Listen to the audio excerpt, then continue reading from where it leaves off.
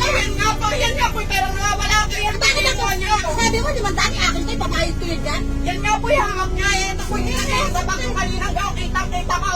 Kaya nga po, reklamo ako na nawawala ako ng pera. Magreklamo ka kung mamaya sa'yo. Kung sa'yo, Hindi po kayo reklamo nga raw. Ayun yung video, oh. O, sige. Nakita rin po kayo kasi mag-video. Eh, akin yan eh. Sa'yo ba yan? O, ibibigay ko sa'yo ng Nakita ko pa. Ako doon. O, sige. Halika. Kuya, itanong mo kung may nawala sa kanya. O, sige. Kaya nga po, nawala akong pera. Ninakaw ka, babalik ka! Ha? Siyempre, babalik na eh. Pinag-inaano ko na po kayo eh. Bakit kayo babalik ka? Nasabi niya kasi, limang...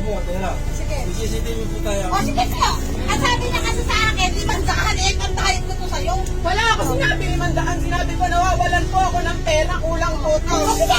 Kung nawawalan ka, baka bigyan pa kita. O. Kung nawawalan ka, kung sa'yo to, eh, babae Hindi nga po yan yung pinaglalaban ko. Ito ang pinaglalaban ko, kinuha niya ko. Nilagay niyo po dapat po kanina pinagkakalit ako. Tingnan mo dyan. Mula ka sa'yo nawawala, eh. Lalo mo yung limang... Tingnan mo Ano dyan. nga?